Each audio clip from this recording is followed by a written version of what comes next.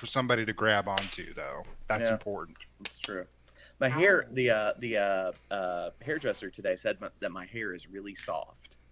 That's nice. Yeah. Very nice. I even got my hard part in today. Can't really see it with the camera. I actually have one on both sides. That's confusing, but okay. Well, because when I have a mohawk, I want to have a hard part on both sides. Oh, that makes sense. Not that anybody will see it. Well, not that anybody saw it in the last year. When you said hard part, I was very confused because, like, I was thinking like a hard piece of hair. Well, you know what a hard part is, No, right? I know now. Like, I get it now from context. Okay. But when you initially said it, I was like, what in God's name? Did he put, like, some kind of gel in there? Like, what? And why would you even want that? I was also... Thank you. Thank you, Kenny. It's like, I don't know what the... Thank you. Thank you. Okay.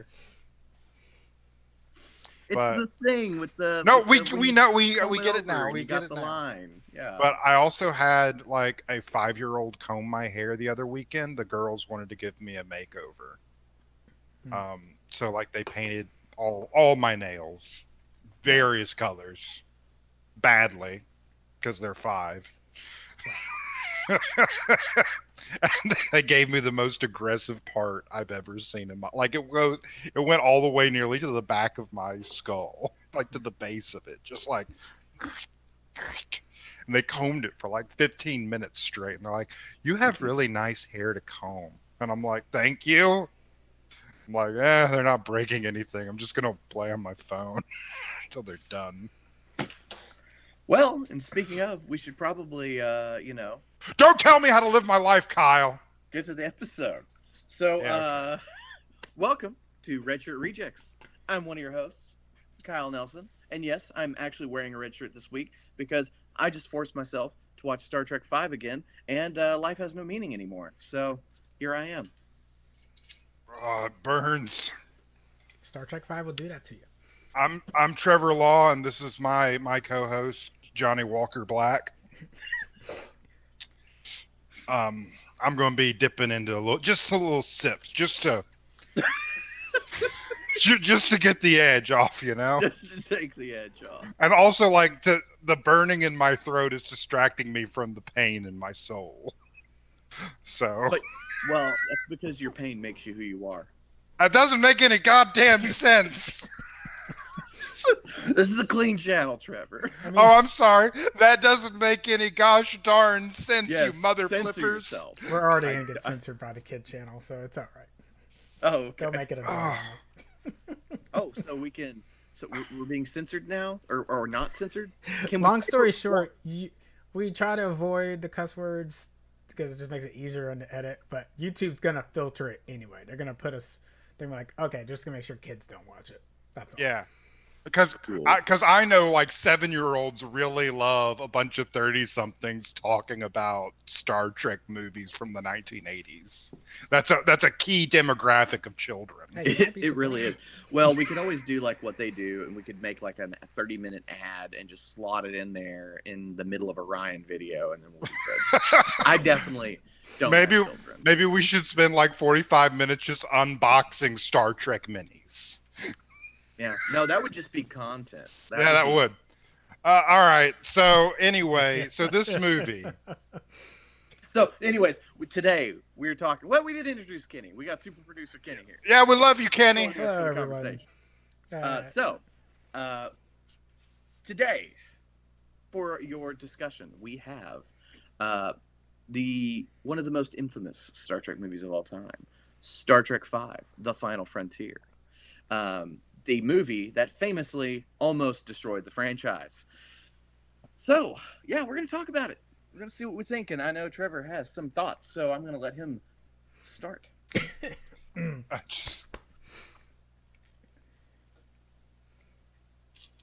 So, what did you think?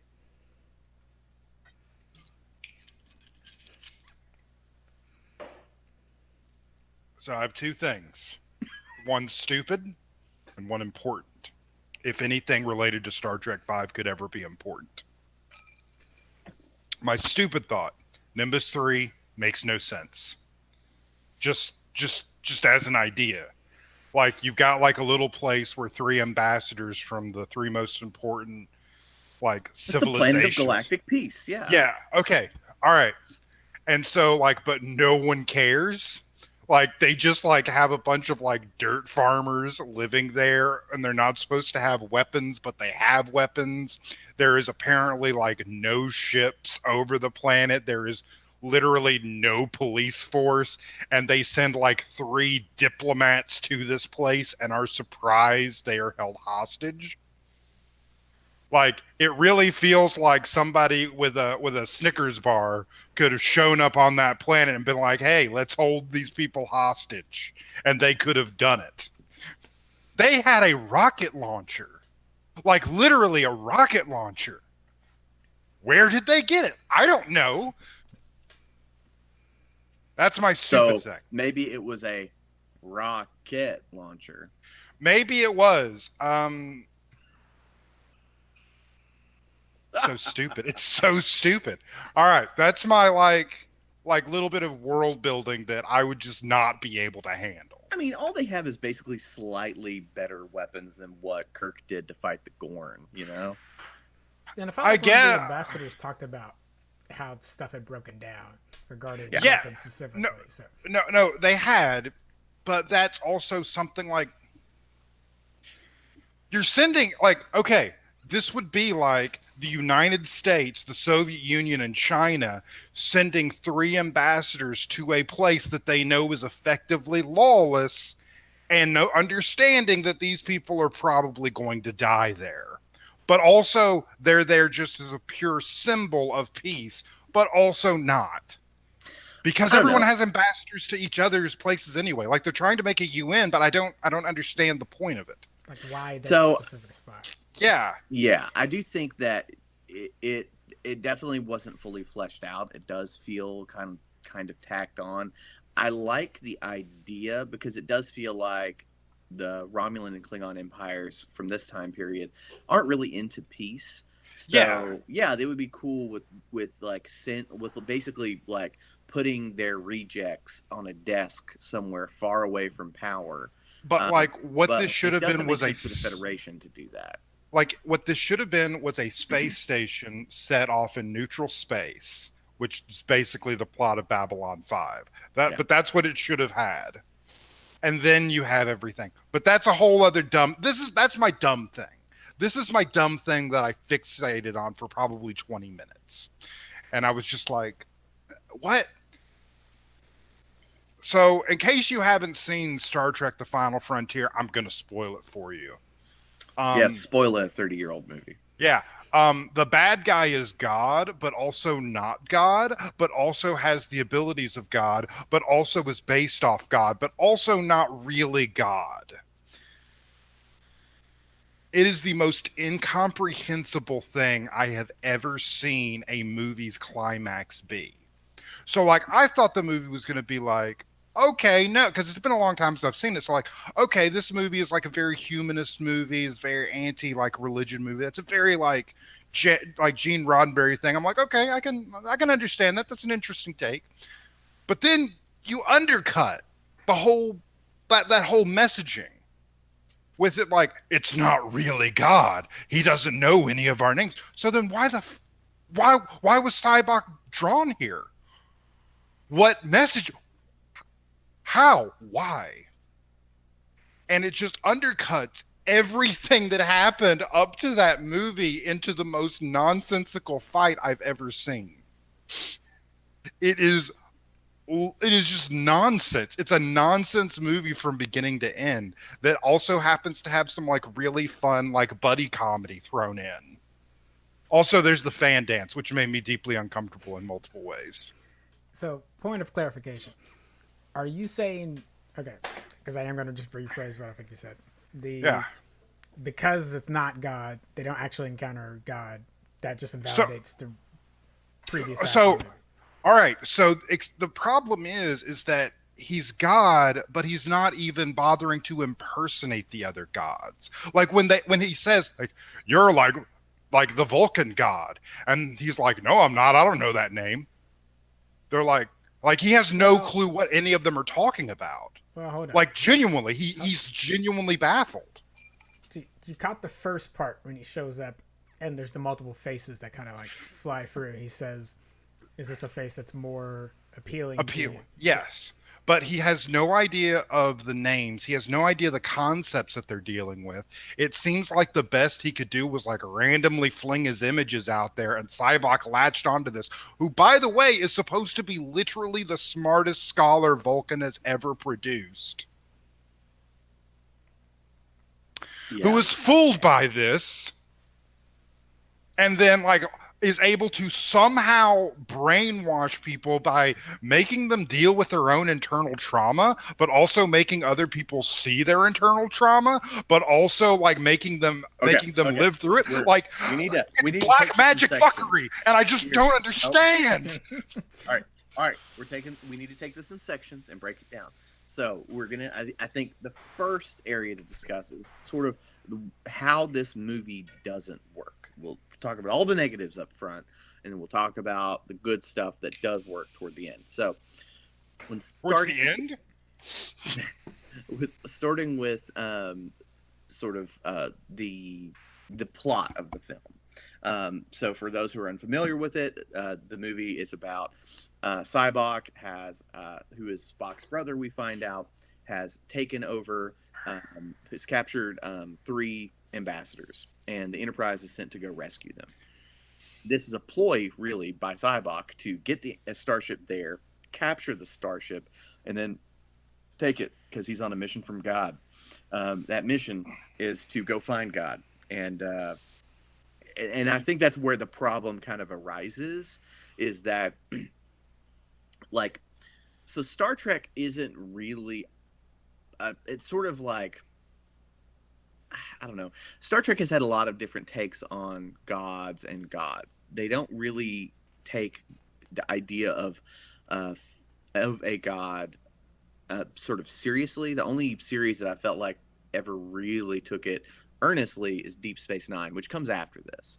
Yes. But everything up until this point, anytime a god would show up, it's like Apollo, and they're always like tricksters. It's always like some alien is pretending to be a god. So having a whole movie that hinges itself on the idea that God is real and it could be real, like, automatically kind of takes me out of step, because they're not doing a good job of establishing what that even looks like in the world that we've come to know of Star Trek. Like there's no discussion prior to meeting God of like what this means. Like what does it actually mean to meet God? Like, yes, all of these societies have these mythologies of paradise and of God and all this stuff, but like, what does it matter? Like, why would it matter? And not only that, but the mythologies of our own planet are radically different sometime. Yeah, meeting Shiva and meeting Thor would be radically different things. Yeah, exactly. And so like the movie itself does not really address the implications of it. It's really more into Sybok as an antagonist, and sort of all this God stuff is sort of a thing that's tacked on in order to explain Sybok's motivations. And I think that it doesn't really make sense, because by the time you get to that point, we've not really established stakes by this point. Like, I think we were discussing in the thread prior to this, Trevor, that without the Klingons here, this would be one of the most hilariously low stakes Star Trek films out there. It would be the most hilariously low stakes Star Trek films ever. It would be the lowest stakes. They're just like going to a planet to meet a guy, maybe. like Spock's brother blackmailed essentially the Enterprise into going to pick up a guy in the center of the galaxy that may or may not work. Yeah, like Spock's brother is a cultist he's a cult leader who's leading an armed militant cult who has captured the Enterprise. That's got far more stakes to it than going to meet some ethereal entity out in the desert. Yes. Who we don't know, and we have no idea of the implications of what that actually means. Yes. Because that's something Sybok's really into, but like one, we don't know if we can trust Cybok because he's been lying to us prior to this point, and also like, who cares? Like, there's like, okay, so they find out that God's real and that there's a shared mythology between all these worlds. It doesn't really like that. How would that change anything? Yeah. And apparently this guy was also like just chilling out in the middle of the galaxy, just like waiting for somebody to show up. Yeah, and like they don't even talk about until the end of the movie that Cybok is somehow being called to there or getting visions, and it's like, how is he getting the visions? Like, what do those visions even look like? Are those the way he got his black magic? and then there's that. So then I'd say first thing, like the whole like God thing is not very well established. It's not very well formed. There's almost no stakes set up for the ending of that meeting, even though there's a ton of buildup toward it where they're like just randomly crawling through rocks. Like, and by the way, there is almost 5 minutes of like just awe-inspiring scenery of getting ready to meet God. I was talking to my wife while we were watching this, and I was just like, I've always wondered why they don't just like park closer. Like, they're in a shuttle, and they could just like other side holy of ground, rocks. you know, something like the whole planet's supposed to be holy. It's like covered in like this blue haze thing. It doesn't matter if you park like on the other side of Saint Peter's Basilica or right on the front lawn.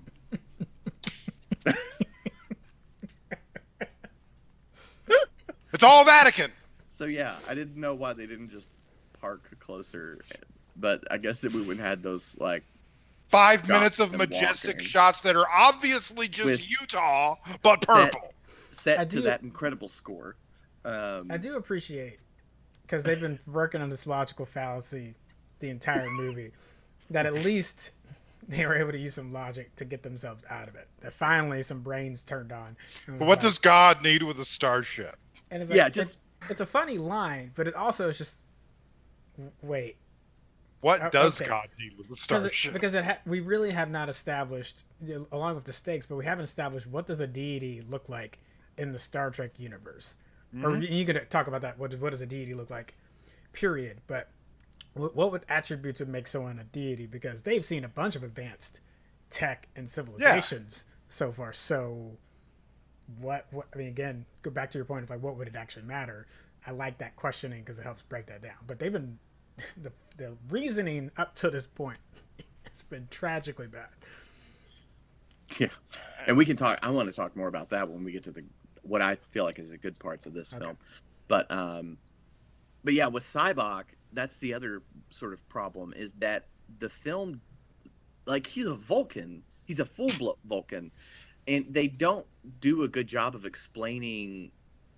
Like they try. I feel like they make him very sympathetic, which I think is a mistake from a storytelling perspective. I don't understand why they were so determined to make him the most likable individual, not just of bad guys, but in the movie.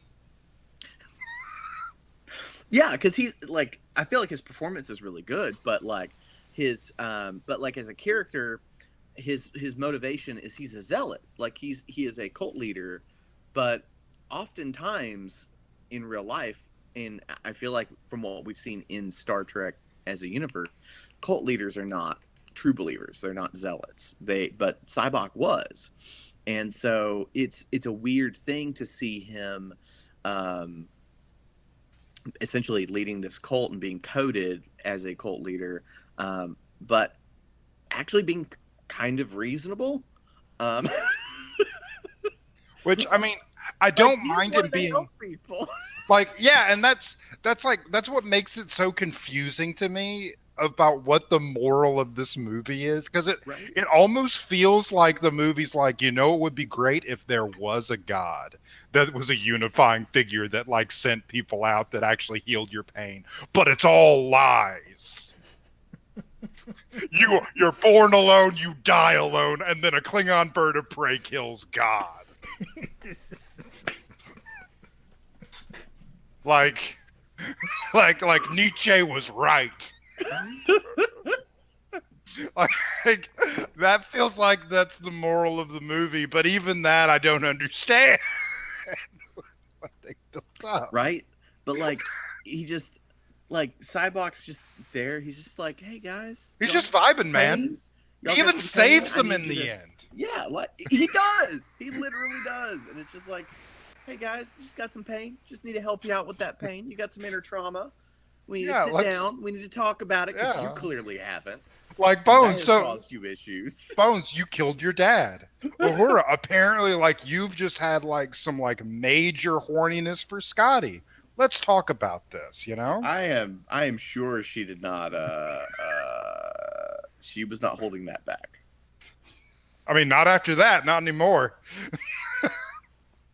But yeah, it's just like it's really weird that they set up this antagonist who's like, kind of likable and understandable, and but they make it just like he's got this Blues Brothers mission to find God, and like I don't get it. I don't know why he's doing it. Like What this movie needed was a chase with a bunch of Klingon bird of preys, and then the Enterprise makes a sharp turn, and then there's just like birds of prey piling up on some asteroid. Right. That's what this movie was missing.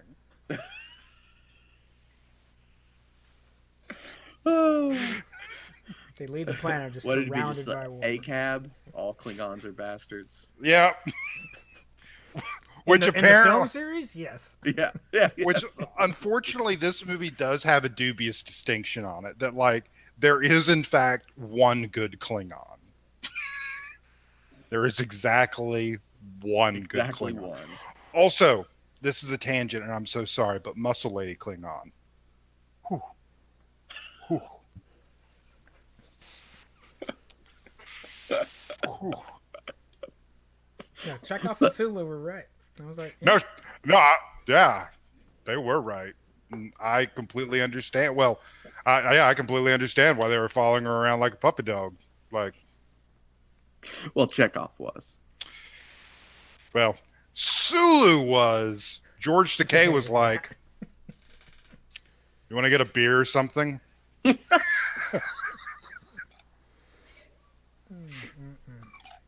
But yeah, it's just like I don't know.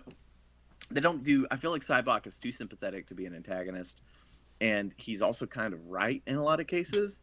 And it's just sort of like he's got this misguided view, and we don't really get any understanding of like why he feels this way. Like, at what point did he decide to abandon the logical? Because I feel like there's a good story there in that we understand Vulcans are a breed of logic, and for at least within the consistency of the world of Star Trek, God, the idea of a god is illogical to Vulcans.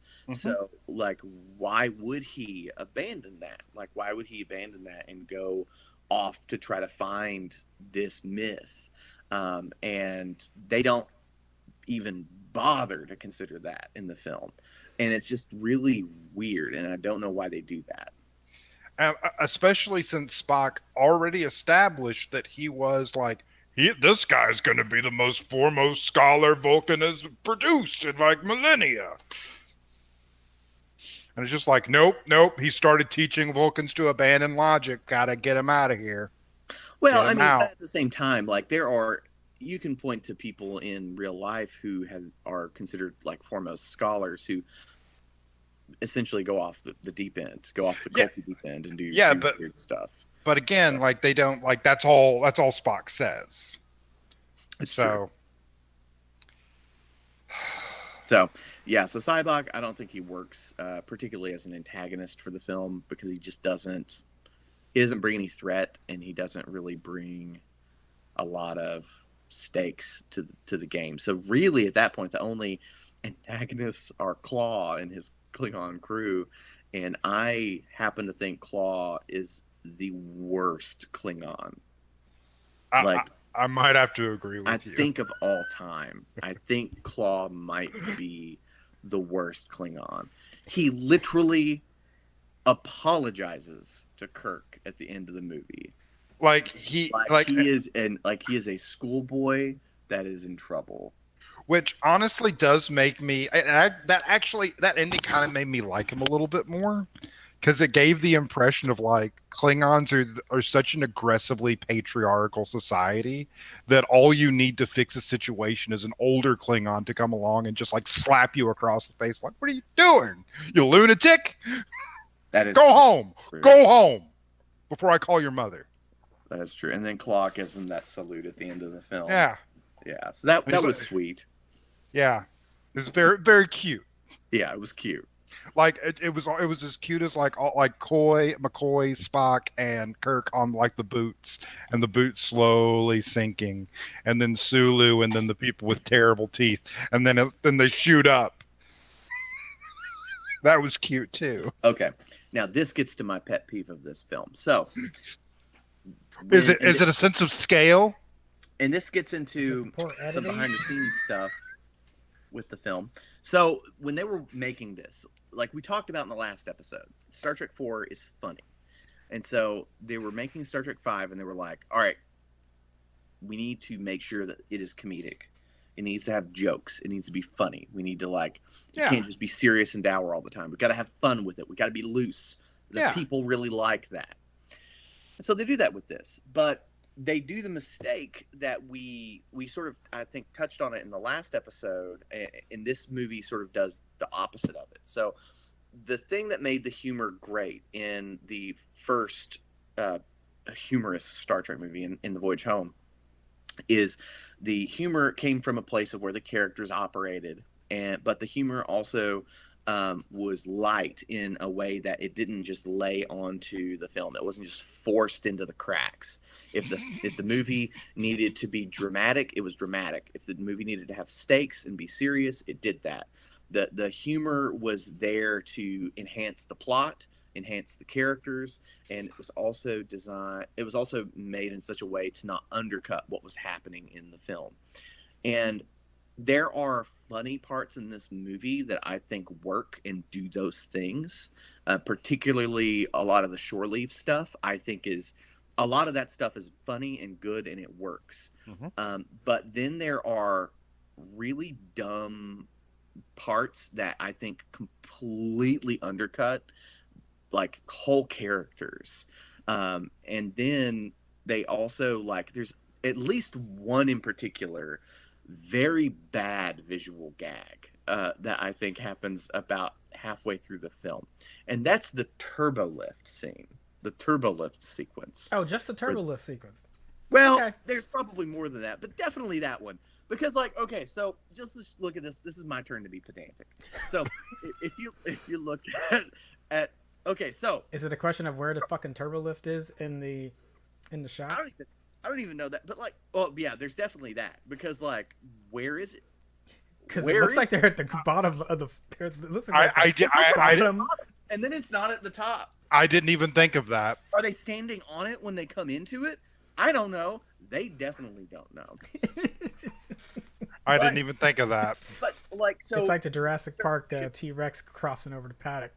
Yeah. Sorry, go ahead, Kyle. Sorry. Go. So the way Star Trek ships are oriented, deck 1 is the bridge. The deck below that is deck 2. The deck below that is deck 3. So if But they go up and the up a numbers go up. shaft, you're going to go 17, 16, 15, 14, 13, 12. So you're going to go, the number is going to reduce as you go up, not increase. Because they're at like Also- 70 something. 56. 17 decks on the Enterprise. Yeah, they go up 56. They go, and I I was think at most, I think at most they're 17. So there's like 50 or 60. Like, and it just like keeps going up like a cartoon. Like it goes into a Looney Tunes like universe, micro universe for a whole minute. Like, what?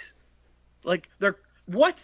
Like it's insane. It's absolutely insane. It drives me nuts. And like that's just a little thing, and it's silly. And if you don't know those things, then that's not going to necessarily bother you. But it is the parts that I think seriously undermine the film and honestly the franchise are the jokes that they make at the expense of many of the characters, particularly the secondary characters. So the part where Scotty runs into a thing after he just said, "No, this is like the back of my hand." That's dumb on a number of reasons. Partly because he hit his head really hard, and they would have heard it because they literally weren't like clearing the corner. So like they heard him hit his head, and they did not stop to turn around and be like, "Hey, Scotty, Yeah. are you okay?" Huh, So what's the sound of that body hitting the ground? I don't know. right. That was a really loud thud, and then a softer thud a little bit after that. I wonder what that was. So, like, if they had wanted to make that joke, all you would have had to have done was, like, Scotty turns around and then accidentally bangs his head kind of hard and, like, rubs it. Like, you get that small, like, laugh. Yeah, Right, or like but- almost hits it and it's like, oh, something like that. And, like, he, like, and then just keeps going. Yeah, but they needed him to get captured, so that's how they decided to do it. Or like honestly the flag dance or the fan dance, like because the movie decided it had time to do this. it not it not only decided it had time to do this, which I do think it is. At least Lower Decks has made it fun, made it more endearing. And it has turned into a meme itself inside of the Star Trek fandom. Yes, and it is a meme. So we at least have this. But like Uhura, she's a professional. She has a job. She's like a lieutenant commander. Like she has responsibility. She has an education. And you're gonna like send her out to do a striptease to capture the horses. Which my favorite part about that scene, by the way, is as like the horde of like filthy desert people are slowly making their way towards her in a leisurely fashion. One of them literally goes, "Woman!" I didn't catch that. Yeah, they do that. Yeah, they do it several times. Or it's just "Woman." Yeah, so it's like, okay, that's a weird choice. It's one of those weird moments when both men and women are made worse for a scene existing. Yeah. Or like the part where Chekhov and Sulu get lost in Yellowstone. Like they're the navigator and the helmsman. Like their entire job is to not get lost. Hey, Prometheus did it, and they had like a geologist get lost in caves with a literal map in his hands that updated regularly. We're not talking about Prometheus here. Although it's all sci-fi. To defend Prometheus, at least the map guy was terrified out of his mind, right? And they couldn't leave, so it wasn't. Yeah, they just got a little turned around, and it was like they couldn't leave. By the time they got themselves back around, you also remember the map wasn't finished. That's a key part that a lot of people miss. The map was not finished. As opposed to people being in Yellowstone, which I would assume by that point in human history has been mapped to the nth degree. Right. Again, all you need is a throwaway line, just like, yeah, I know. Or like, also, I know we could call in any moment. But it's like... Also, I've been to Yellowstone. It's actually very easy to get around in. like that was a very famous like cliff face.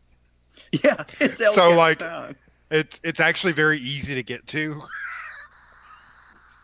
Yeah, so it's a weird like, and there's a lot of weird jokes like that I feel like get made that happen at the expense of the characters and honestly the plot, and that kind of just make the movie dumber. And us dumber for watching it and trying to make sense of it. I feel dumber. I feel like I've lost a part of myself for seriously watching this movie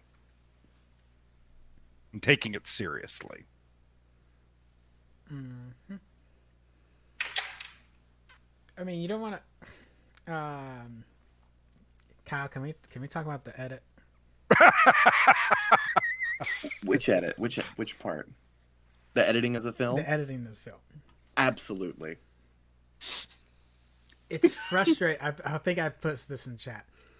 It's frustrating how many, because there are a couple good shots in here. There's like, yeah, and actually looking at it, they have a very good. They got a very good like workman cinematographer to make this. Like he's a guy who would do it cheap. But he's like a well-known cinematographer.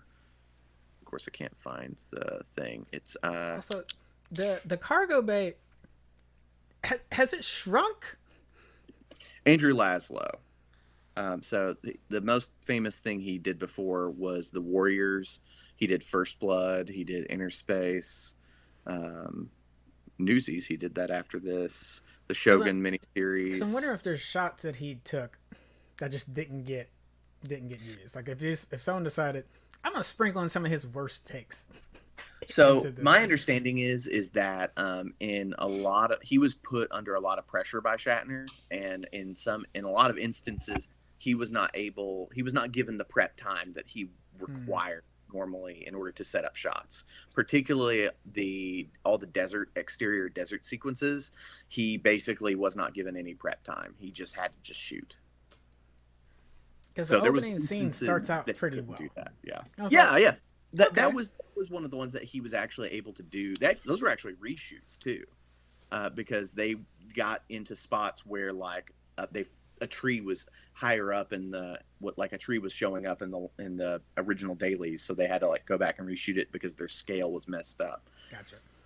Anyways, but yeah, he's fairly good, but he seemed to have not been given the time, because there are definitely some scenes or shots in there that are like really good and really pretty, and the light balance is pretty good. But yeah, whoever edited that film, I just don't like I don't want to beat it up for like bad set things happening in there, but like the wire not getting caught in a pretty pivotal fight scene.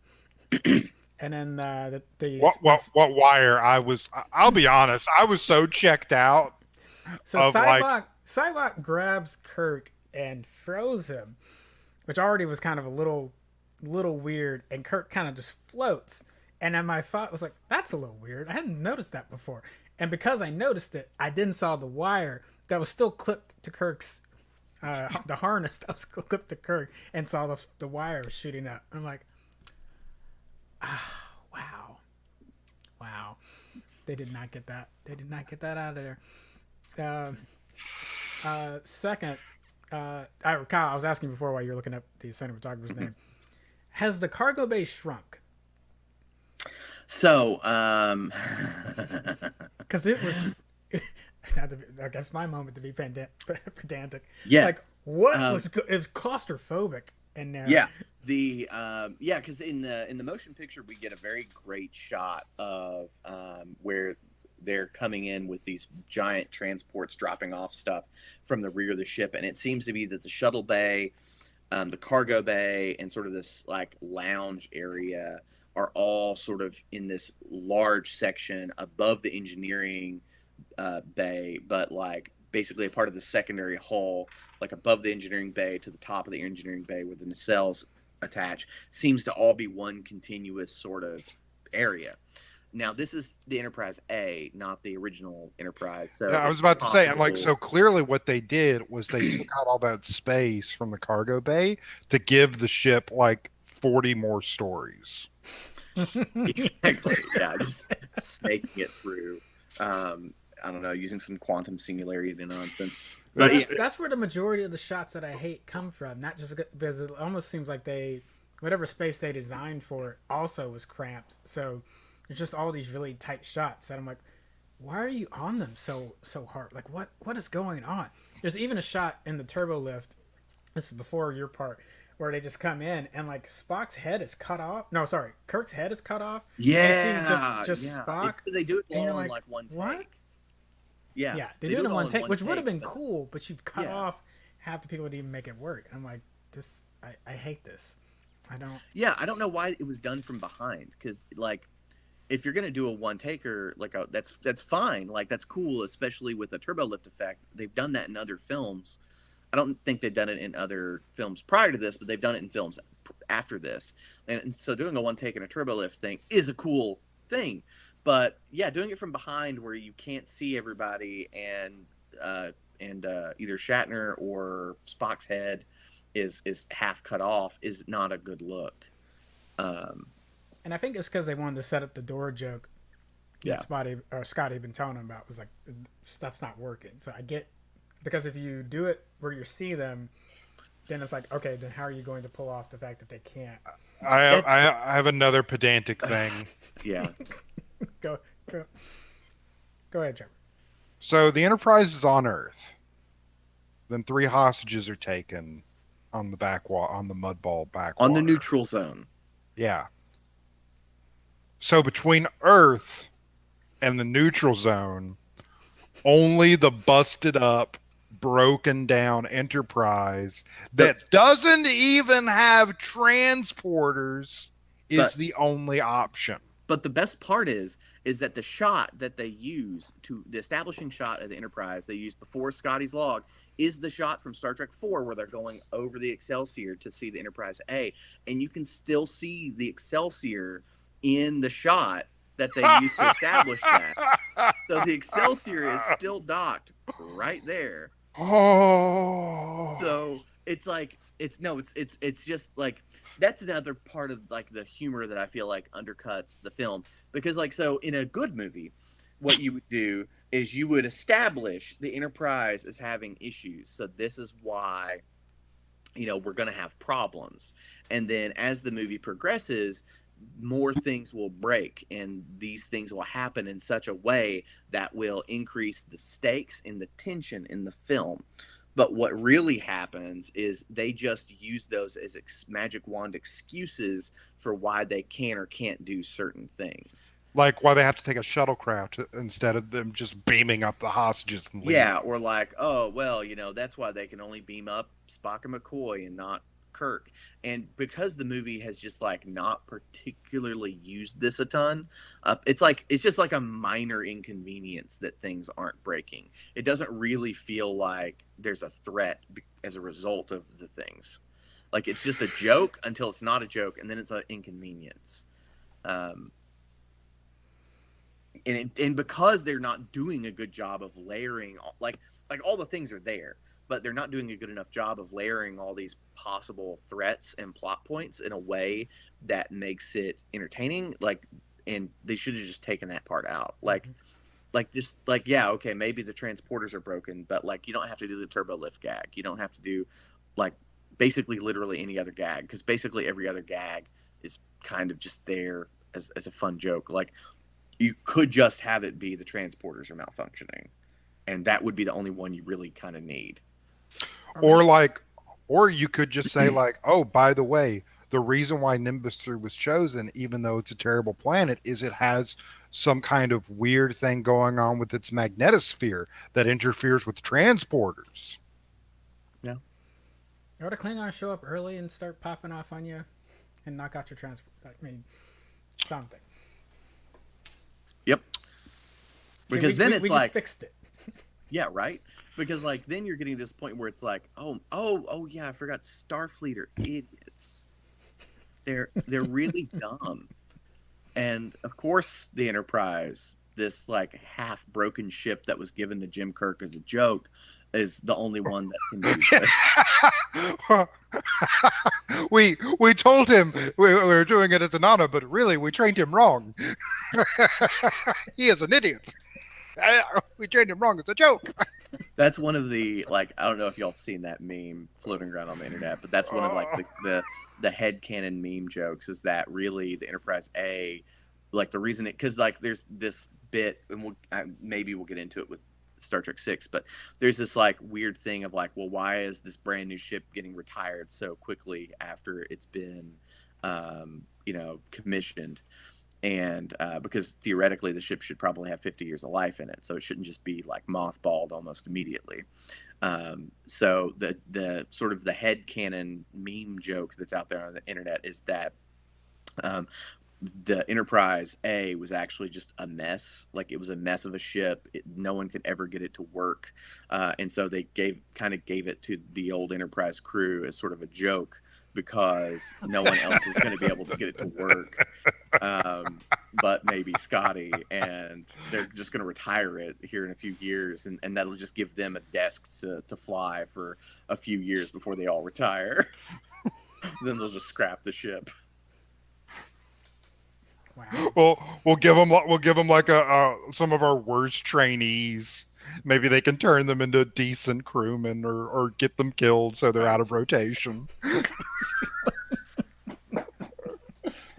You know what? That's a show I would watch. That's a show I would watch. Like the lower decks of the Enterprise A, like Kirk's Sunset Years. Oof. So, but back to the editing part. So, a fun fact about the production of this film: the ending of this film was extensively re-edited. So, Wait, hang on. This was the better ending. Oh yes, we'll get to that here in a second. But the movie was extensively re-edited, and primarily because it was too expensive. Shatner kept blowing the budget up. Hard to believe. Over again. And the main reason this was happening was because the typical partner that Star Trek the films would have to do the special effects for it would be ILM. But ILM was extremely busy during the time period that Star Trek V was in production, and they just could not work on it. They were swamped with like 3 other films. They were like big, huge budget films that they just could not accommodate a Star Trek film for. So they had to go out to another group, and the studio that they got to do that only had 3 months to do the production instead of the 6 months that they normally would do to do the effects. And also they had to do it cheaper than what ILM would do it. So they had to do it with less money and in half the time. And the Enterprise model was actually broken when they started working on it, because it had been on a road show and it had been damaged. So they had to repaint 30,000 panels on it to get it to be filmable. And so what they ended up doing, and one of the things, and this is sort of in an effects thing, which I guess I can hit it here. So one of the things that's really interesting is that this movie does not actually use green screen.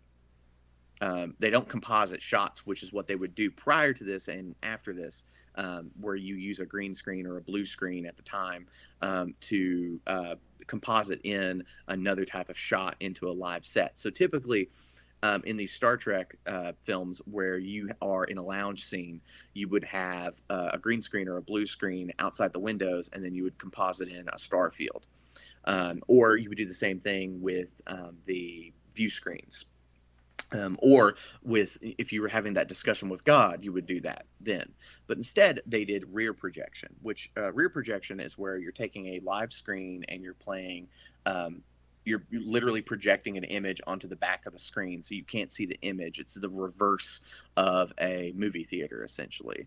So you're projecting onto a screen, and so you're seeing the image live. And so that's what they would do with all these shots, which personally I think works really good, at least with the interior shots. I was gonna say, continue. Yeah, with the shots where like they're on the bridge and they're talking to people on when they're hailing somebody, or when they're in the lounge area, and during this whole conversation the barrier is slowly growing in size, or when they're talking in front of this Shakari or whatever. Like, I think those shots work really well and they look really nice. But when you're in the model shots and you're doing the rear projection on this fully lit model, it's like it's awful. You can see Like, all the edges, and I'm like, it's terrible. And it's not even like consistent with literally any other Trek. Like, no other Trek has ever fully lit the models. Like, it's not realistic. Like why would you do that? Why would you do that? It doesn't. You're in space. Like, there's no darkness at all. Like, there's no shadows. Like, where is this light coming from? You're in space. Like, and just, they look like toys, like more so than in any other show, or including the shows. And some of the shows have some awful like stuff, but they just look like toys, like that are being filmed. Like, it looks bad. Like, there are YouTube videos I swear that have better graphics. It's like someone grabbed it by the hand and moved some of the ships sometimes, because the Bird of Prey did that, and I was like, yeah, Warbird, and I'm like it's just doing what? this. it also cut off screen as well. I'm like, stripe, pet peeve. Anyway, but Yeah. there's when the Enterprise goes into warp, it also feels like someone just. I was like, All right, Dan, you're gonna have to run with it this scene, okay? Gonna have to do a dead start. At least they cropped out the person that was holding the pole and they ran with it. forgot the wire, but you Right. Forgot the wire, but remembered the person. So, but that gets to the cluster that is the ending of this film. So this movie was originally going to have an extended battle sequence between the crew and God. And in particular, God's minions, the Rock Man, or the Rock Men, because there were originally going to be like 13 of them. But because of the budget, they had to cut it back down to one, a singular Rock Man. This Rock Man was designed to be obscured by fog and was designed to emit smoke. If you're watching the Twitch stream, it's there. And the Rock Man was supposed to have like these pipes like emitting smoke that the FX guys were literally smoking cigarettes and blowing smoke into the pipes. Fantastic. To like make smoke billow out of him. And yeah, it looks awful. It's one of the worst effects of a modern film I think I've ever seen. Like, it looks like something out of a Power Rangers movie. It's Power Rangers movie. Yeah, it's like I don't know. Show. Oh yeah, the show, not the movie. Show. Yeah. The movies look pretty good. Yeah, it's really bad. Like that was gonna be the main bad guy. That was gonna be the final confrontation. So, like all those scenes where Kirk is like crawling over rocks trying to escape, this was what he was supposed to be running from. And it was supposed to be shooting things at him. And eventually they turned it into a big glowing ball because they couldn't show that in good conscience. and they just need to cover all this that. Yeah, they just cut like the whole thing because it was just unusable. Well, so during that big final battle, did God like explain himself or tell them more information? Or was it just all pure action? They might have killed him with the torpedo, but I don't really know. God, that's fantastic. That's just like photon torpedo at point blank range. That kills whatever this guy is. Oh yeah, that's another fun fact. So the torpedo effect in this movie is different than any other movie. It's actually the V'ger like firing torpedo effect from the motion picture. By the time I got to that scene, I was so mentally checked out that honestly, if there had been a rock monster running around, it would have pulled me back into the movie. By that point, you would have just been like, yeah, of course this is happening. All right, you know what? This is logically consistent with this movie. God has like a random rock guy. Is that God? I mean, whatever this guy is, because they don't even tell, like... Didn't bother to tell us. And like when I started to watch this movie again, I wanted to try to like twist it into like something that had meaning, like but terrible meaning, like make it just objectively like some red pill nonsense thing. I couldn't even do that. Like the movie's just it's nonsense. It is utter pure. It is the babblings of a 5-year-old. Like it means nothing, but it might entertain you. And I think that's where we need to move into the things that the one gray area. So we're going to talk about the things that we think work about the film, but the one gray area, the thing that may or may not work about the film, is probably the film's central thesis, or the what I'm going to refer to is the "I need my pain" sequence. And I know we have dueling opinions on this. So, Trevor, I would like for you to go first. No. Cover your ears, children. because I have to curse for this. I have no goddamn idea what anybody's talking about in that entire sequence. It's all nonsense. Like from beginning to end, it is all like Man, you really checked out, psychobabble 'cause I feel like that nonsense. seems pretty clear what it's talking about. All right, so one, I have no idea how Cybok is able to burrow into people's psyche and pull all this stuff out. Two, I have no idea why pulling all this stuff out makes like somebody like McCoy willing to betray Kirk. Why? Why does like help it like forcing you to confront the worst thing you have internally ever done make you instantly willing to betray your best friend? I have no idea why that works. Sulu betrays. Uhura betrays, and we don't even show what he did to make them do that.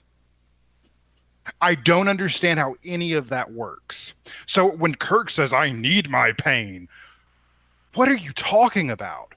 Like what about him like relieving these people pain, and how is he even doing that affecting them? I have no idea how any of this works. It is a black magic nonsense. So what's crazy is I don't actually disagree with that. I know. And so because of that, because functionally for the plot, you're right. That doesn't. How are we moving forward? It doesn't make any sense. Yeah. yeah, it's just so like when Kirk says, "I need my pain," I'm like, what are you talking about? I don't know how this works. Why do you need your pain? Why does that help you resist it? It feels like two little kids are like have little wizard wands going, "Nah, I cast the magic spell I cast black magic missile."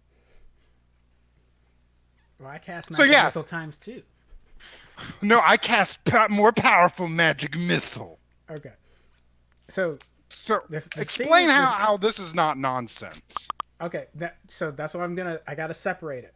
Because the plot wise, you're right.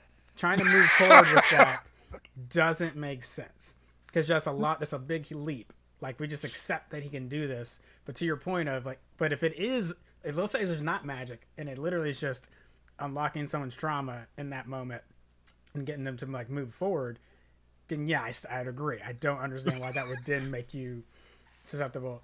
The only thing I could like reasonably postulate, like, because I don't know what that would feel like.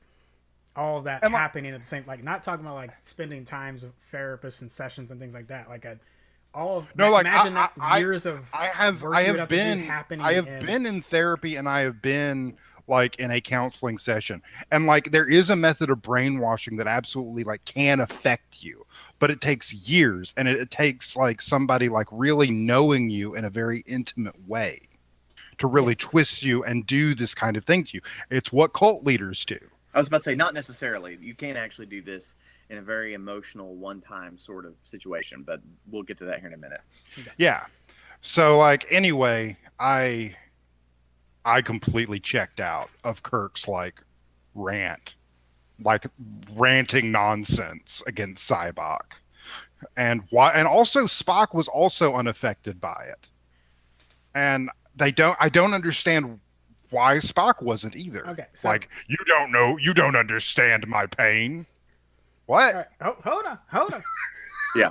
So as best as I can surmise, given the ridiculous premise, I've said it 3 times now.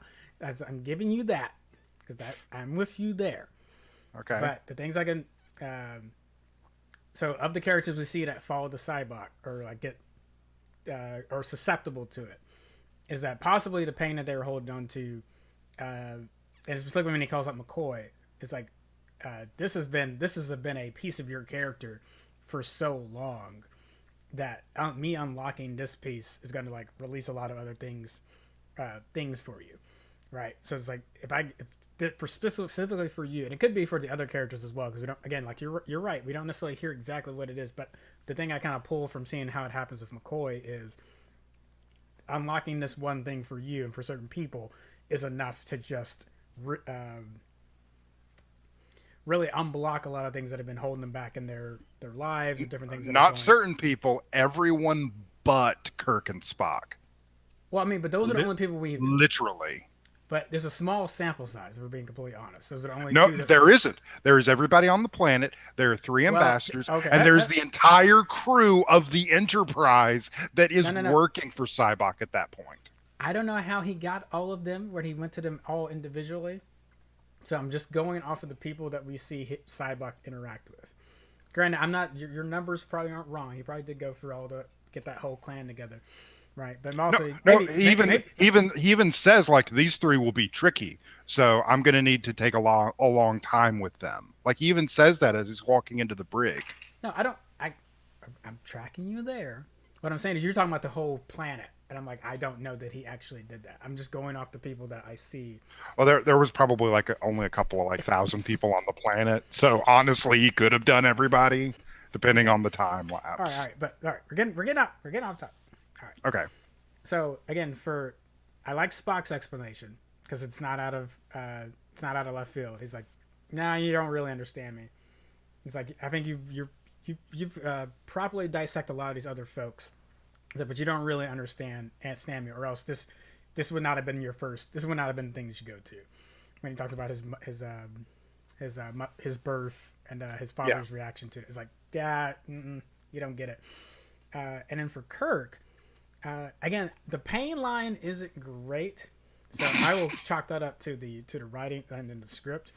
But what I feel like they're trying to communicate there is more of, these experiences have made me who I am, and I can't be who I am without those experiences. You're not going to get the full James T. Kirk without those experiences. Pain is a piece of that, but that's not the whole. For him, he doesn't want to throw that entire thing out. So I don't hear pain specifically when he gives that line. I think of, this is life experience. You're not taking that away from me, because you can just go, if you just want to focus on the movies, there's a lot that's happened to Kirk just in these movies that have made him to the person that he is right here in Final Frontier.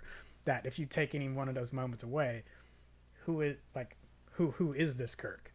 Yeah, between the death of Spock and the death of David and the death of the Enterprise and him, just all of that. There's so much that you could mine just in the movies that would be really impactful. So I agree with you plot wise. I don't get it. But the themes they're trying to hit, while imperfectly, I get what they were going for. Sorry, Kyle. So, and I know I went. Okay, so Kyle, what were they going for? So, well, here's the thing I also agree with y'all both, because I think that plot-wise, they did not do enough of a job of explaining Cybok and his motivations and why he's trying to get them on his side, because he's got control of the ship. Like, he doesn't really need these three. So what's motivating him to try to get them on his side? Is it just convenience? Does he need them for the ship, or does he genuinely care about them? So they've not done enough to set up Cybok or to set up his powers and how they work to make a lot of that scene mechanically make sense. But I think when it comes to the theme, this whole movie's kind of a mess when it comes to the theme, TBH, because it kind of changes. Each act almost has its own theme. Yeah. So I'm just gonna throw that out. But I think the thing that really makes me love that sequence is that the three, because like Kirk, Spock, and McCoy are the heart of the original series and the original movies, and really just Star Trek in general. Like every iteration of Star Trek is always trying to find the new combo of Kirk, Spock, and McCoy. They're always trying to find the new Trinity, and so they're very iconic characters and archetypes in their relationship. With just sci-fi in general is just like something that writers who write sci-fi are always kind of striving for, some kind of dynamic like this. It's pretty common in fiction at this point.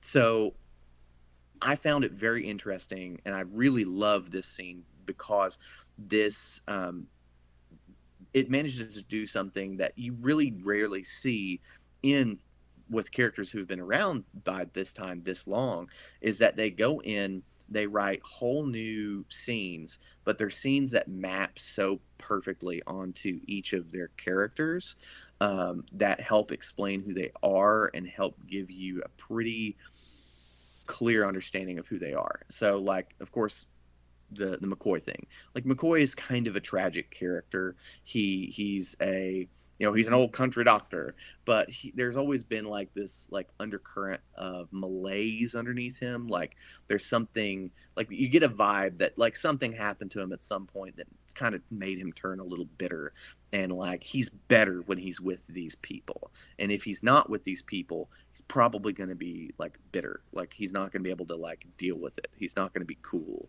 And so, having seen that experience of, oh well, he euthanized his father because his father was suffering, and that was a good thing that he needed to do, but the tragedy of knowing that if I had let him persist, I could have saved him, is just something that could just cut straight through to the empathy that that Bones represents, and I love that. I also read Spock's scene completely differently than the way y'all have read it. This scene is not that Spock was not affected by it. Spock was deeply affected by it, and you can just barely perceive it in Nimoy's performance. But that's because Nimoy is like such a pro at doing Spock. He knows how to convey just a little bit of emotion with his eyes, and if you're not paying attention to it, like it's almost like it just rolls off of him. But he absolutely, like, that is Spock's tragedy, that he is the Vulcan who wants to be the best Vulcan, because he has the worst daddy issues, and he is born and his father says he's so human, like, and that is his arc.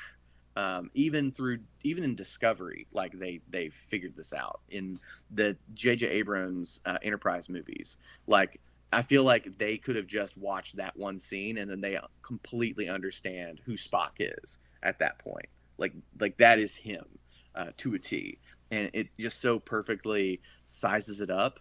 But also, Spock is the guy who would see that, know that it is his deepest pain, and also, like, he's not going to let himself be emotionally manipulated by a cult leader, because, like, yeah, you may be able to diagnose that this is like my trauma, but like my trauma does not define me, because I have the ability to be like, you buddy. Like, I actually have mastered my emotions. I literally cannot be manipulated in this way. Yeah, he's like, this won't work on me, bro. But then you've got Kirk, and Kirk is absolutely, of all of them, like, most of the time in this movie, I feel like Kirk sucks, because this is this whole movie just screams of, this is a giant Shatner vanity project.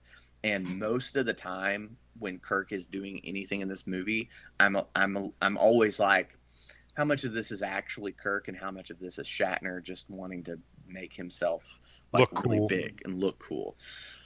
But this scene in particular, the I Need My Pain scene, I feel like is like one of the most Kirk things Kirk has ever Kirked. Like, Kirk is absolutely the apex of like toxic masculinity. And like, what? Go to a therapist, see a doctor, talk about my feelings. I eat my feelings. I push them deep down. That is 100% the person that Kirk is. He is all swagger, but he is also like that. Like, I don't know. He's just like, I don't know. It's hard to describe, but like, it just fits him perfectly. It's a character choice that absolutely fits Kirk. Of course, this is the way he would react to this thing, if only out of spite of the person trying to do this to him. Like, even if he bought into this whole psychoanalyzing thing, which he would probably consider nonsense, yes, he would still be like, no, I am not doing this. You took over my ship. You brainwashed my crew. I'm not listening to you, and I'm not going to do a single thing that you want me to do. And honestly, even though you're Spock's brother, I still kind of resent Spock for not shooting you in the head. Exactly. Like, I get it, but also, I wish you were dead.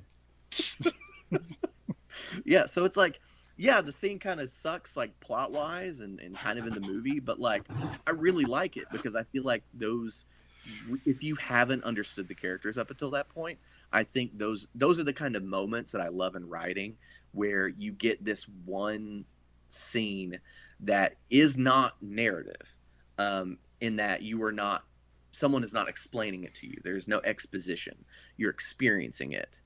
And I really love those because those are rare in Star Trek, at least in early Star Trek. Later Star Trek gets it. But like say another instance of this would be like, the beginning of Deep Space Nine, where you see Sisko enduring the Battle of Wolf 359 and having to leave his wife on the ship, and him and his son escape. Like that could have, like in a lesser show, that could have all been explained in like a text at the beginning of an episode, or that could have been explained as like a scene at a bar where Sisko or someone's explaining the thing that happened to Sisko. But actually showing it is something that more people should do. It's just better storytelling, and I like it for that part. So, okay, I will concede.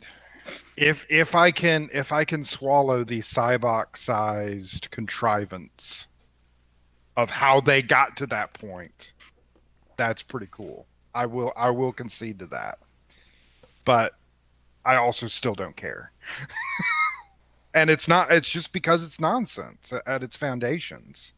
It is a great gem-encrusted capstone to a pyramid that's base is made of poop. Oh yeah, it's a bad movie. But when talking about stuff that we think really works, I think the camping stuff really works. I think the camping stuff at the beginning of the movie might be my favorite part of the whole movie. I mean, the whole movie is largely bad, so that's really not saying a lot.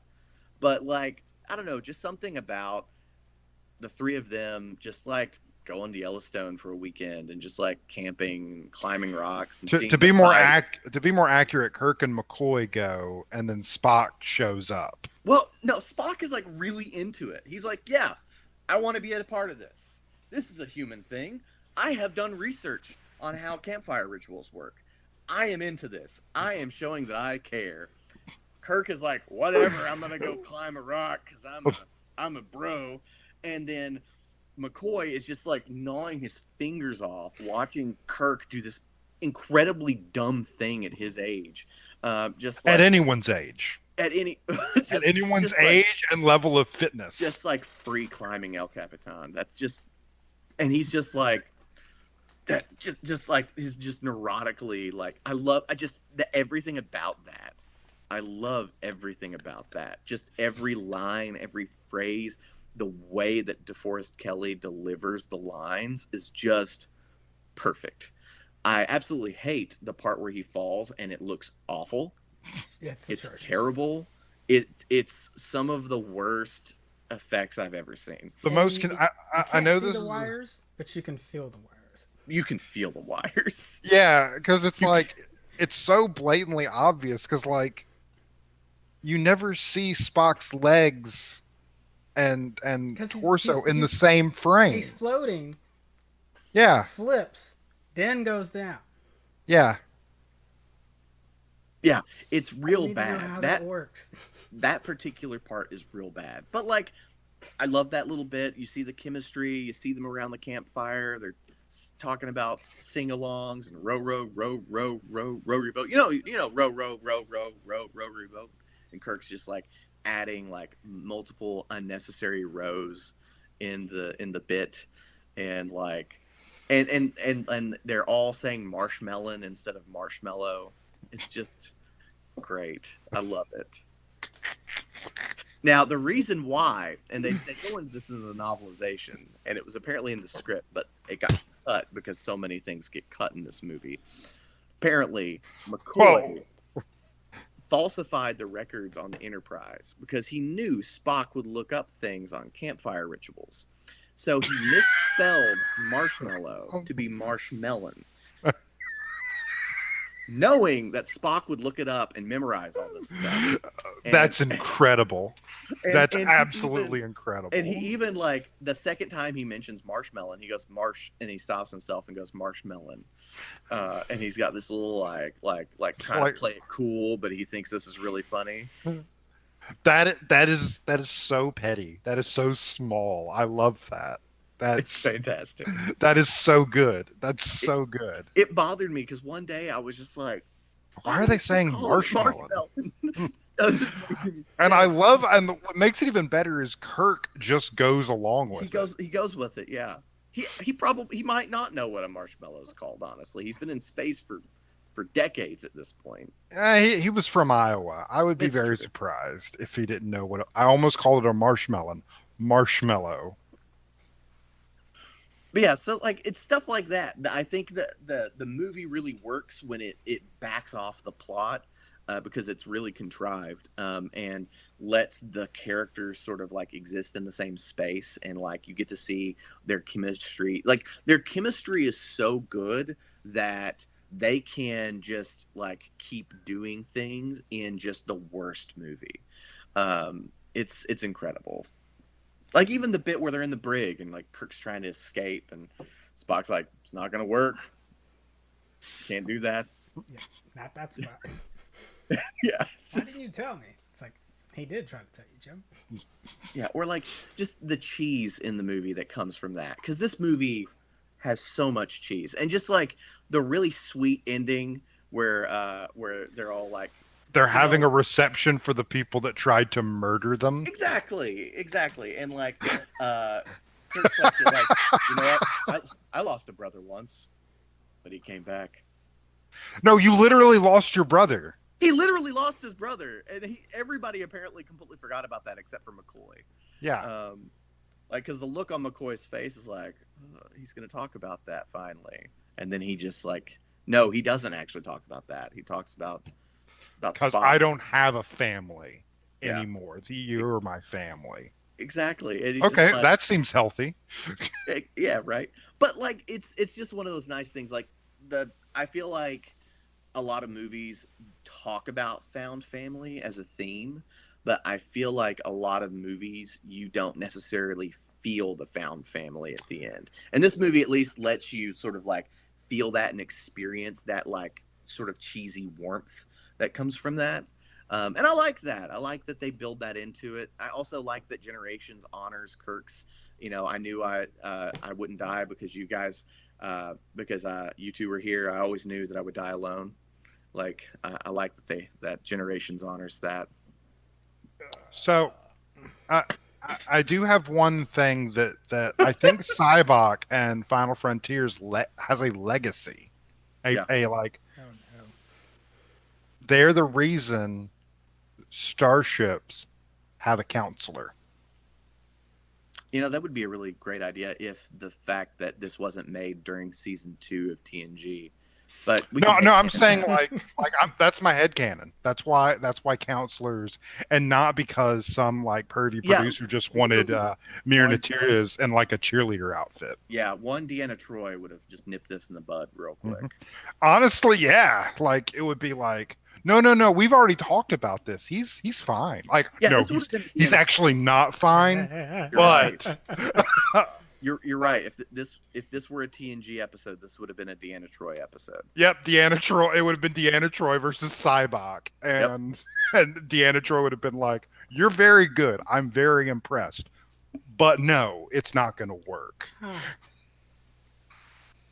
would kind of Because stop I'd be half doing the my job. plan.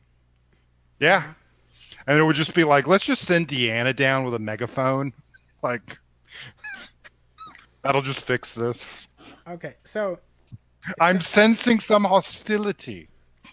I haven't watched Undiscovered Countries since we've been doing this rewatch, but I have a feeling now that because I've been thinking about the Klingons a lot, and I'm starting to think that the Klingons in this movie are going to feel a little disjointed when I go back into Undiscovered Country, and particularly when you talked about that end scene where Kumbaya reception banquet with them, like how.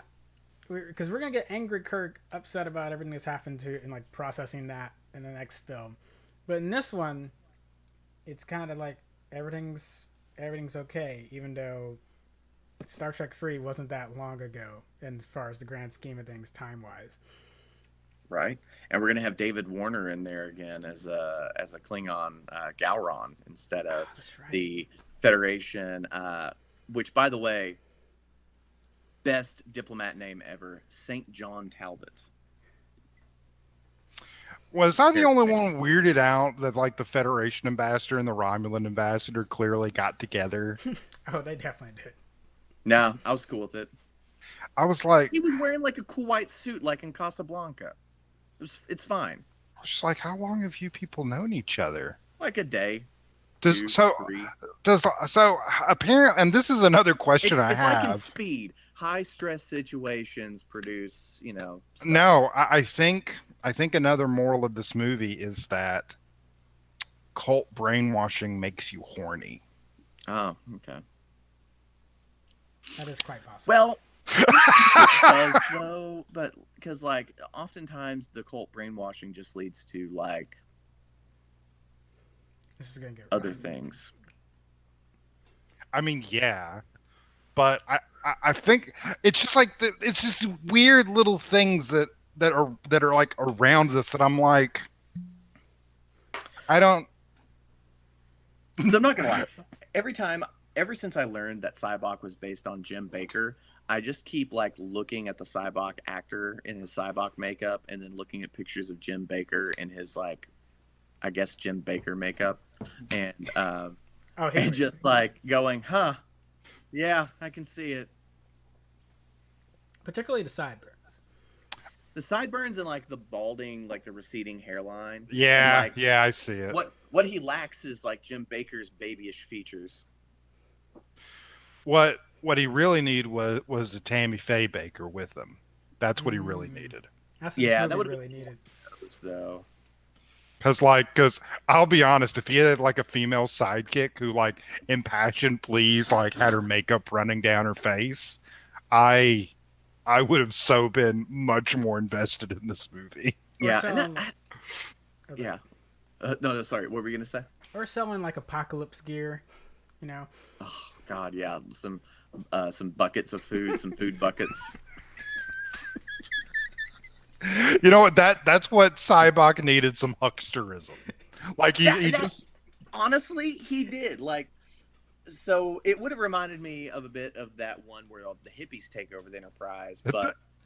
Honestly, that's what I was thinking the whole movie. I'm like, it feels like when the hippies took over. Yeah, but it wouldn't be the first idea that this movie stole from Gene Roddenberry.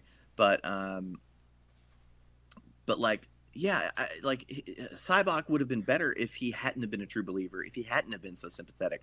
Like, they were clearly going for this guy's a cult leader. Like, the story, like Shatner says that the story was specifically inspired based off of seeing televangelists and seeing these people eliciting sincere emotional reactions and like using these things to manipulate people's emotions into serving them.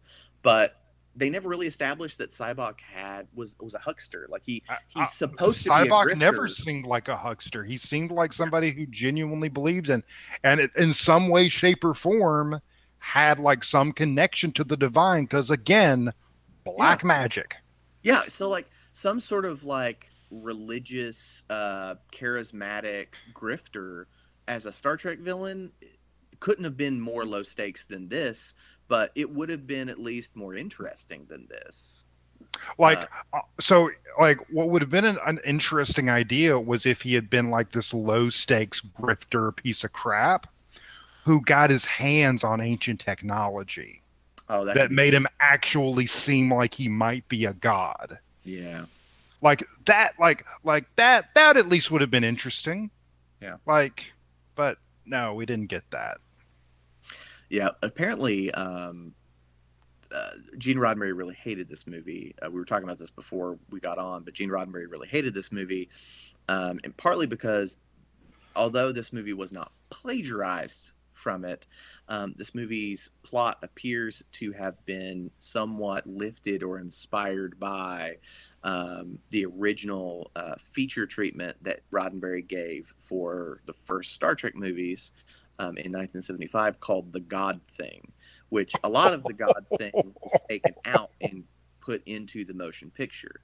But what was going to be involved is basically an alien machine was going around. Actually, here, let me just pull up the description from Wikipedia. But like either make Cybok like a genuine grifter, or you firmly establish what God is, and you just like go hog wild on it. Like, nope, God was a real thing, but he was all the like the divinity that you've been. It's just been this being sending you psychic information, wanting to steal your ship. Like it would have still gone with the Baker thing. Like Cybok would have just been another victim, and then they would have gone full on Nietzsche and literally killed God with a Klingon proton torpedo. Like they might have, like you don't pick a lane, guys. Pick a lane here. But you blended both, and you confused everybody. Yeah. But yeah, the description on Wikipedia for the God thing is the first half of it is basically the same setup as the motion picture. Like the crew is all split up and they all come together to deal with this probe.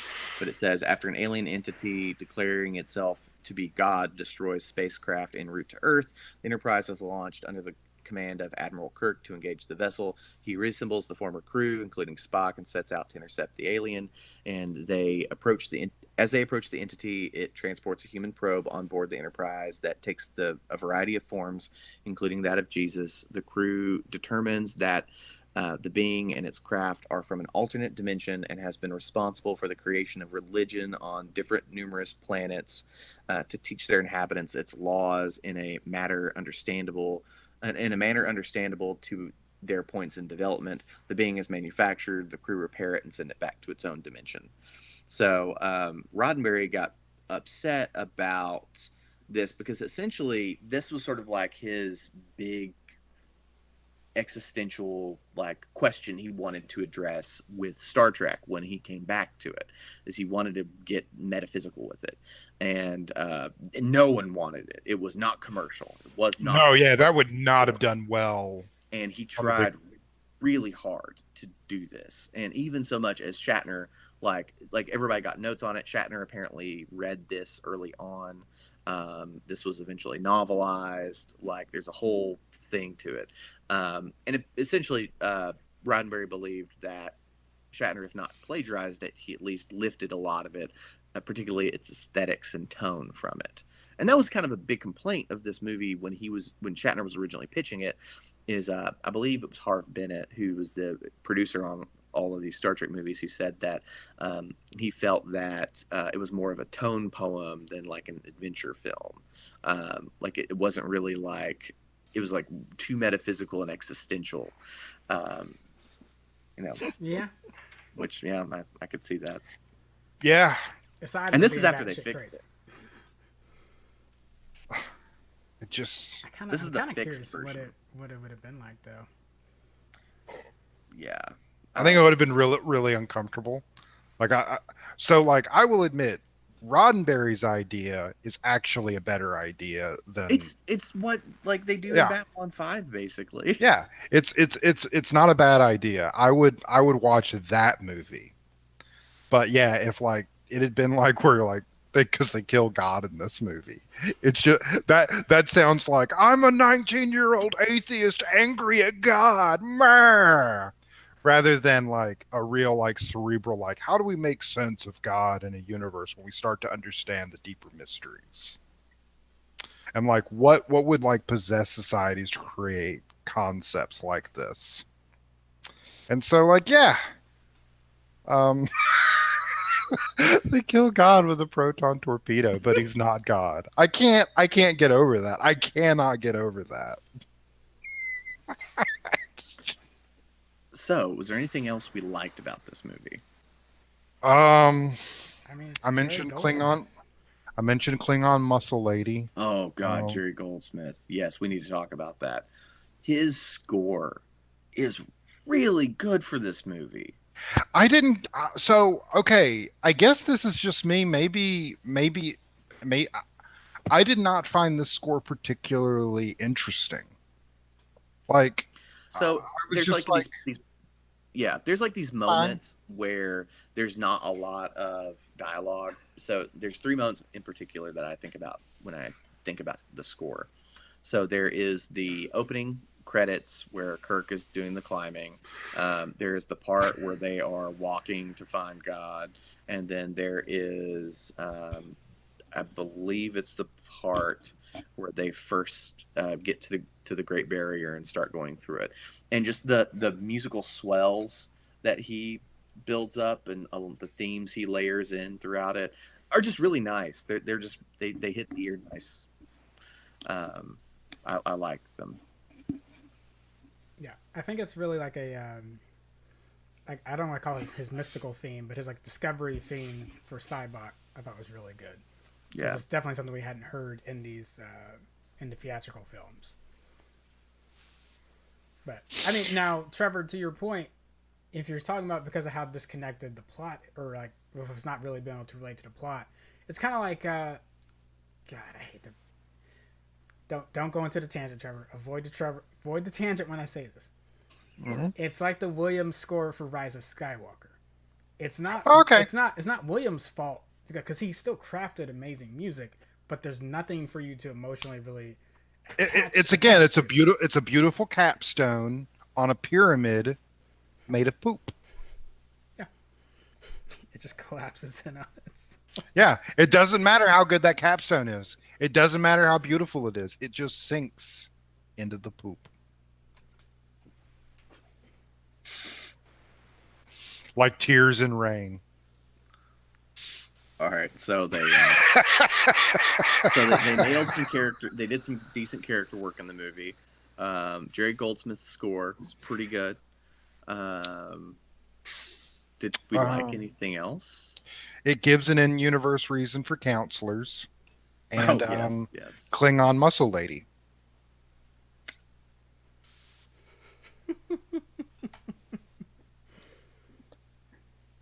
Yeah, I think that's it. Yeah, that's it. That's all I got. That's all I liked. Oh, and the Klingon ambassador. I did like all of his 3 lines. Man, I'm going to have to see where this rests on my list because I honestly don't remember. I feel like I've got it above Into Darkness. I know it was in my bottom 5. I know that much. But beyond that. God, okay, we got to get to Into Darkness at some point soon. I mean, it's going to take a while. It's going to, well, not that long. We're at the end of the original series movies. We've got left. And then we've got the Generations, First Contact, and then I'm assuming we're going to do Galaxy Quest after First Contact. Yeah, we need to look at when they came out chronologically. So because it's either come out just before or just after Insurrection, I want to say. So Galaxy Quest is 99. I think Insurrection's 98. That sounds right. Yeah, Insurrection's 98. Okay, so it's going to be Generations, First Contact, Insurrection, Galaxy Quest, Nemesis. Yeah, and then it's going to be a great run. And then the Abrams stuff. Oh, yeah. Keep in mind, Nemesis tried to kill Bane. Did kill Bane. What do you mean tried to kill Bane? I mean, other than one sequence, I kind of like Nemesis. But then again, I kind of like this movie. I was about to say, like, you seem to like the only garbage that Star Trek has made that you have not just gobbled up was Into Darkness. It's true. But that could also be because of Hollywood trends that Into Darkness is just so heartedly just let's just rake in this remake. Yeah, it's like not only is it like a lot of really like a sort of a nexus of a lot of really bad Hollywood trends, but I feel like it's just save it. I haven't refactored this since Rise of Skywalker came out, but I feel like at that point in time, that was Abrams at his most self-indulgent. Look, I am tired of you guys sullying J.J. Abrams' name. Okay, no. This has been too long coming. It's not like J.J. Abrams just cynically recycles the exact same concepts over and over and over again and repackages a brand of forced nostalgia down people's throats that the masses just can't get enough of. You need to stop with that lie. Are you being serious? No. I just checking because like I just couldn't. No, it's just It's like been a I'm dead day. inside. I'm dead inside, so it's really easy for me to to do the sarcasm bit thing. And the mystery box. Satire is dead. It's nostalgia. with the Irony mystery is dead. box. Dogecoin is like a super good investment. There is no a proton torpedo killed God. I think as of right now, and now I have not watched Into Darkness honestly since it came out.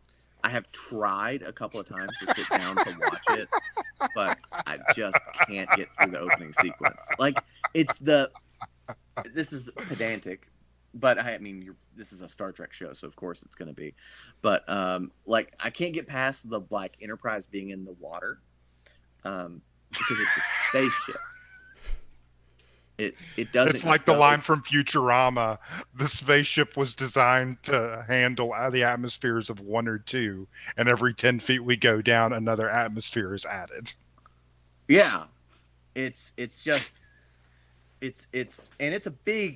bigger. Like it's a lot bigger than the Enterprise that we know of. Like it's close to a galaxy class as far as the scale of that ship. So it's like, no. I mean, it's just structurally not designed for that.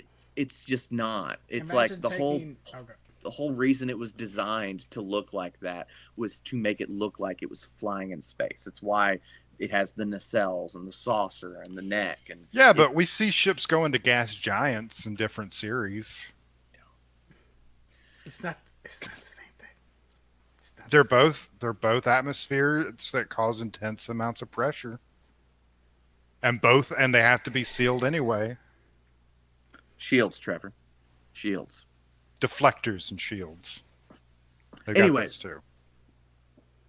But anyways, I think like looking as it stands right now, I still think I like Star Trek V better, mainly because even though it's bad, I feel like it at least has some really good character stuff in there. Whereas Star Trek Into Darkness is just on top of all of the really bad Hollywood stuff.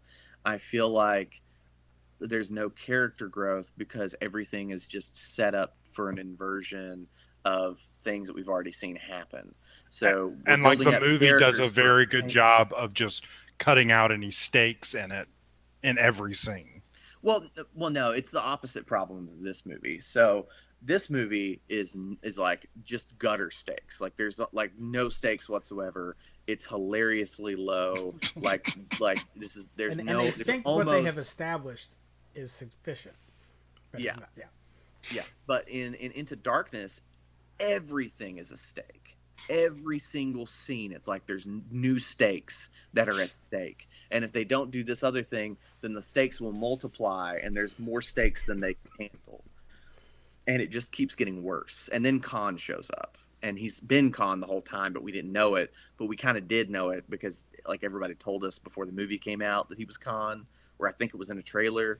But either way, well, no, they kept saying it's not Khan, it's John Harrison. It's like, John Harrison. Abrams, we got Benedict Cumberbatch to play a Sikh man.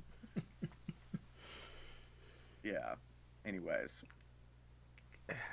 that's the other thing I can't get over. Like, okay, so like whitewashing is a thing. That's a thing that's happened in Star Trek for a long time, and we've had like, Klingons in particular are noted for. As a matter of fact, we're probably going to get into this in the next episode because we're going to have a Klingon character played by a Canadian actor who's named Chang, who is definitely coded as being Asian. So, like, Klingons have had issues for a long time with like. As the older I get, the more I'm like, this kind of feels like blackface, and I'm deeply uncomfortable. Oh no, it absolutely is. It's like it's brownface at a minimum because like if you look at the original series, like a lot of the Klingons they're just in brownface. Um, Hmm. and that's intentional because they were Hmm. specifically inspired based off of well they're specifically inspired off of the Japanese in World War II, and then fused with some Russian like Cold Warism stuff. Anyways, but but like those, that's the 60s, and it gets better in the 80s. Like they do that a lot less. And when they do it, it's a lot more subtle. It's not subtle in Star Trek, Five, by the way. The Klingon actor who plays Claw in this, his name's like Ralph, something. It's like, what is it? It's like Ralph Boner. It might be. It's something like that. What is it? I've got it right here. I'm just trying to find it. Klotz. No, it's Todd Bryant. That's worse. I know. I was watching this, and I was like, "Oh, hey, is this the first time we see a black Klingon in the movies?" Because like Worf was one of the first actual black Klingons that we saw. No, this guy is white. But so the movies get better about it. But like Star Trek Into Darkness is 2011. His name's Khan for a reason. He didn't just like pick the name out of a hat. His name's Khan Noonien Singh. Like he's Sikh. Like he's from India. Like, what are you doing? This is 2011. Why are you casting a British actor to do because this? he has good name recognition. Is there like an Indian Sikh that has good name recognition? Like Ricardo Montalban, when he played the character in the original series, was literally doing brownface. Like that's not like he was literally doing that. They hired him, a Spanish actor, to play an Indian character who is textually Indian. Put him in no, that was his real hair, I think.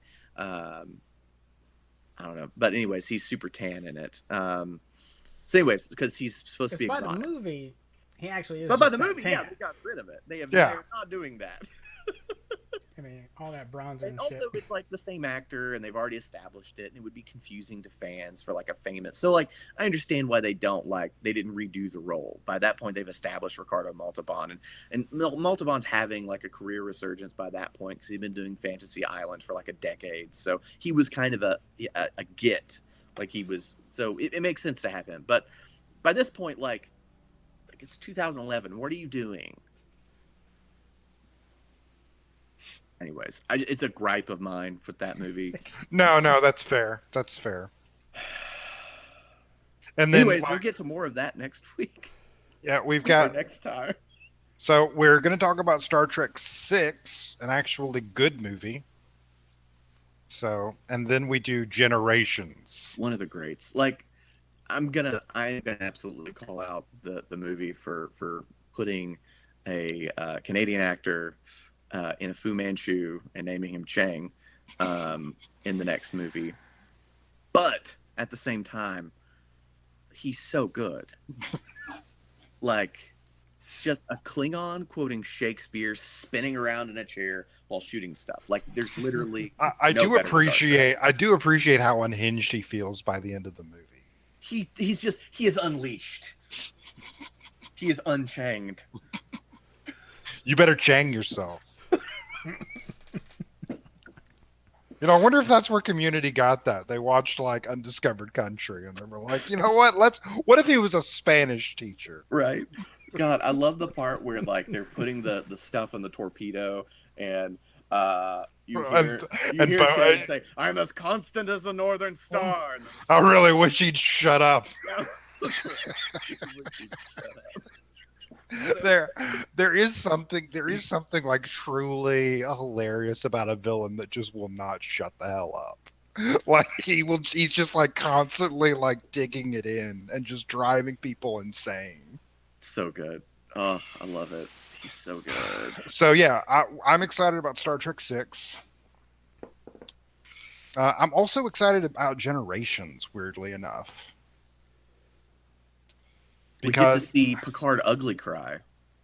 Well, so what I'm interested about is that So for most of the movies we've seen so far, they've either been objectively good or objectively bad. I think probably the motion picture is the one that muddies the water the most. So Generations is like the second, like, is this a good movie? Is this a bad movie? That I'm going to be interested to see, because I think after we watch it, I don't think we're all going to have the same takes. I know. I'd be surprised if mine changes, but we'll see. I'm not saying it'll change, but I do think you're definitely going to be like, wow, okay. There was the bones here. So I'm interested to see that. I'm also excited to watch Insurrection, because I hated that movie so much the first time. So I'm curious to see how I'm going to feel about it this time. That's all I got. All right. Well, so next time we're going to talk about Star Trek 6, Star Trek 6 and why it may or may not be the best Star Trek movie. It's one on it. It's turned in. We've actually broadened it into the big four now, because Star Trek 4 is in the greats. You're right. It is. We don't have a big 3. We have a big 4. So, and I think we'll have a big 5 once we get to the 09 Star Trek. No. So I'm not going to go into that. We can save that. Because that might be like, because I'm just saying, if somebody is new to the franchise and they're like, you know what, I want to watch a Star Trek movie, I want to get into it, I still think 09 Star Trek might be the movie I set them up on.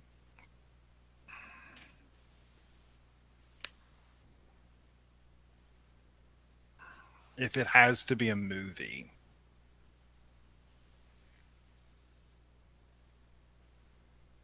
But there are episodes of Star Trek I would have them watch before that. Cool. All right. Well, yes, that's it. Yep. I'll miss you all, beautiful people. Signing in for Kyle Nelson, I'm Trevor Law.